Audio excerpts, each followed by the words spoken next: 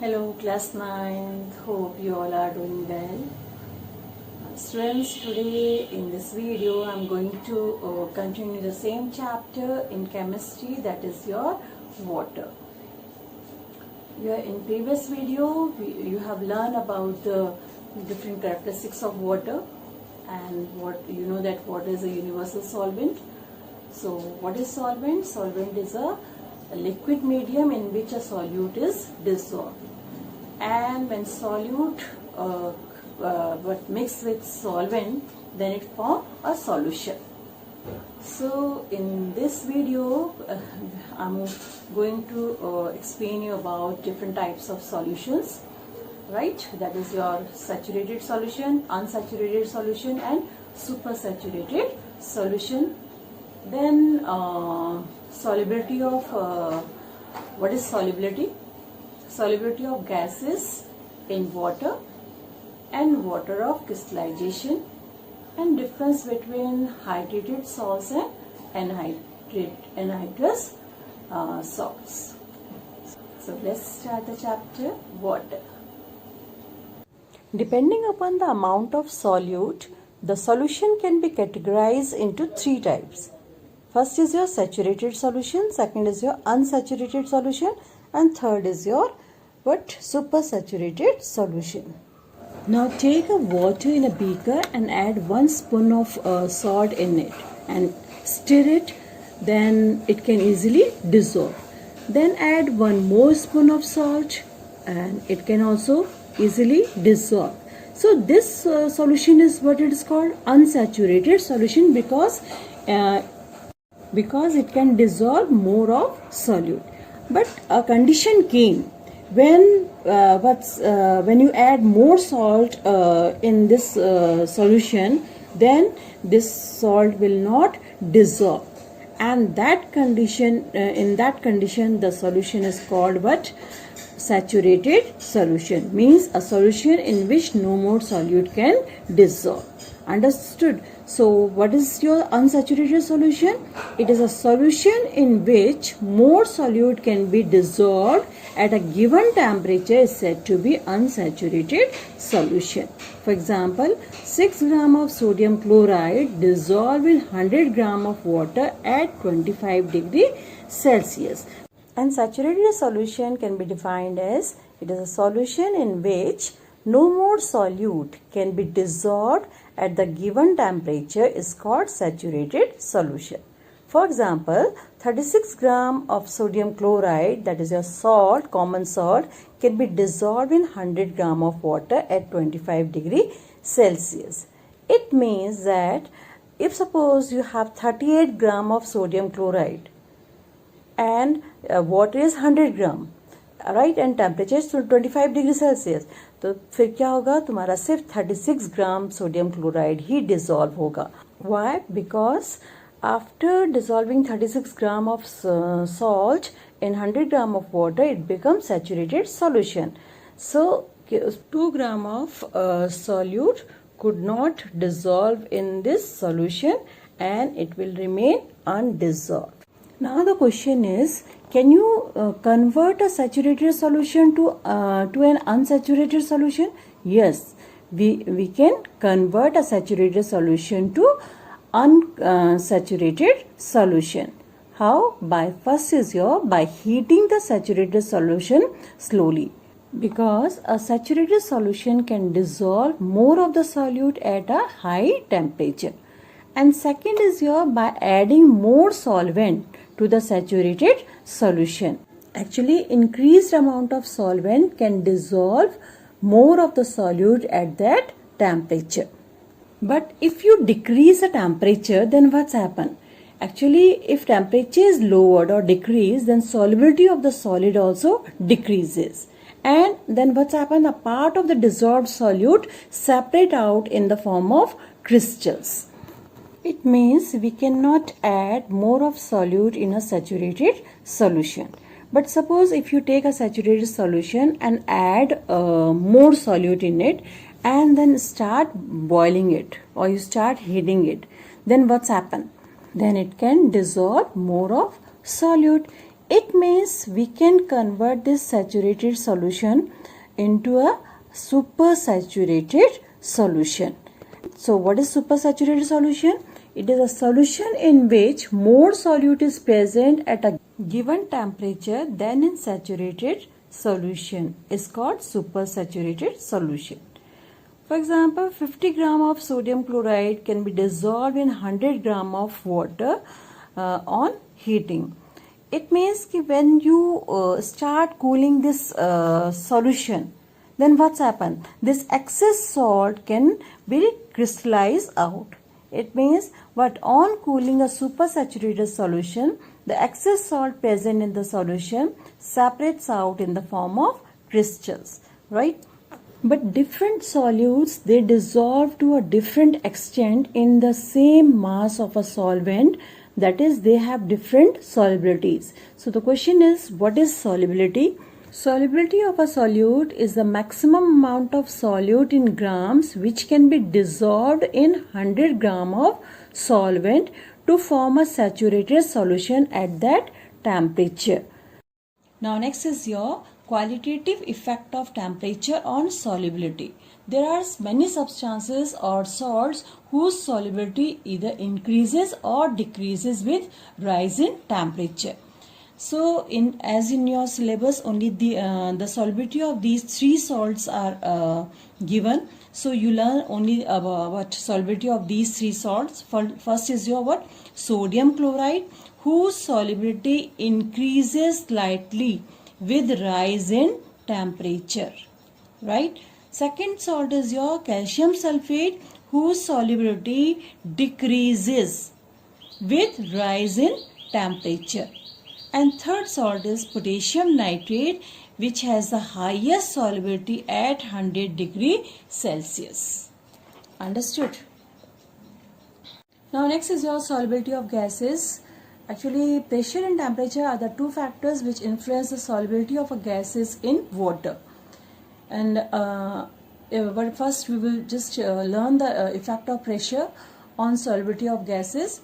An increase in pressure on surface of water, it causes increase in solubility of a gas in water.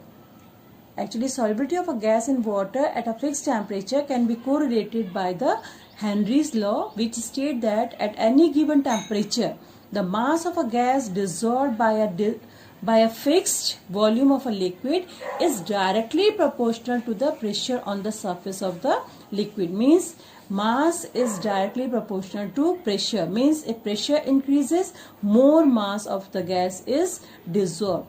And if pressure decreases, then less mass of the gas is dissolved, right? And it is a very common experience that when we open the soda water bottle, then it open with a fizz sound. Why? Because soda water contain carbon dioxide dissolved in water under pressure. And when we open the bottle, then what's happened? On opening the bottle, the gas rapidly bubbles out since the pressure on the surface of the water suddenly decreases. And when pressure decreases, then solubility of the gas also decreases. And then what's happened? It bubbles out with fizz sound. So does the solubility of the carbon dioxide gas in water. And that is why the gas bubbles out with a fizz sound, right? Now next is your effect of temperature on solubility of the gas in water. When you increase the temperature of a water, the solubility of the gas is decreases. On increasing temperature of water, solubility of the gas in water decreases. And that is why on boiling the water loses its taste, or boiled water taste flat. Why? Because water contains soluble gases which contributes to the taste of water. But on boiling, what's happened? The temperature of the water increases, thereby the solubility of the dissolved gases decreases, and the dissolved gases, they are hence expelled out, means they come out, and then the this water tastes flat, right? But if you again if the what above water is once again shaken with air, then what's happened? The water gets back its taste due to dissolution of the air in water. Understood? Next is your crystallization. Actually, crystallization is a process by which crystals are separated out from a hot saturated solution of a substance on cooling. Is called crystallization. Actually, I just told you earlier that when a hot saturated solution is cooled down, the excess solute or salt is generally what's happened? It crystals out in the form of particles having a definite geometric shapes, and then the process is called what? Crystallization. So now there are so many different types of salts are there, but they are called hydrated salts which contain these water of crystallization. For example, this copper sulfate pentahydrate contain 5 molecule of water. The same way sodium carbonate decahydrate contain 10 molecule of water, and sodium sulfate decahydrate, it contain also 10 molecule of water. So and these substances contain crystalline structure due to the presence of this water of crystallization. So what is water of crystallization? It is a fixed number of water molecules which enters into a loose chemical combination with the substance when the substance is crystallized from its hot saturated solution is called what? Water of crystallization. And that is this because of this water of crystallization, what's happened? It is responsible for the geometric shape and color of the crystals. So what are hydrated salts or substances? The salts which contains fixed number of water molecules, that is your water of crystallization in loose chemical combination with the substance, right? And when these substances are heated, then what's happened? These hydrated salts on heating, they lose water of crystallization and become amorphous and lose their color, if colored, and become white. Now see, if we remove some molecules from these crystalline substances, then the ordered arrangement of molecules will be lost and it will become amorphous. So when water of crystallization is lost, then crystalline substances change into amorphous state. Sometimes it's also happen that the color of some salts is due to the presence of water of crystallization in these salts. And when these salts are heated, they lose their water of crystallization and turn into white. For example, when blue crystals of hydrous copper sulfate are heated in a test tube, then they turn into white powder of anhydrous copper sulfate. Why? Because they lose their water of crystallization. And so the question is, what are anhydrous substance or anhydrous salts? Anhydrous substances are the substances which do not contain fixed number of water molecules as water of crystallization in a loose chemical combination with the substance. Means they don't contain water, right? An example, potassium nitrate, potassium chloride, and copper sulfate, that is your only CuSO4, right? Now next term is efflorescence.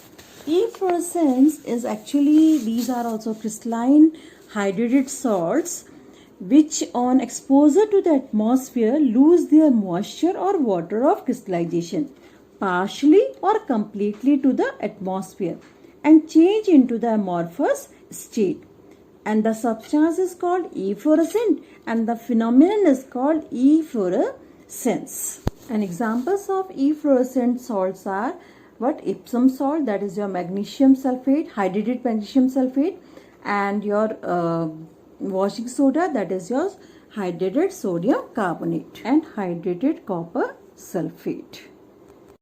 There are some other substances which can absorb the water from the atmosphere, right? And these are called deliquescent substance. So what are deliquescent substance? These are Water soluble salts which on exposure to the atmosphere absorb moisture from the atmosphere and dissolve in the absorbed moisture and change into a liquid state or saturated state. And such substance is called deliquescent, and the phenomenon is called deliquescence. Deliquescence is maximum when temperature is low or humidity is high in the atmosphere. And examples of deliquescent salts are caustic potash, caustic soda and ferric chloride, etc.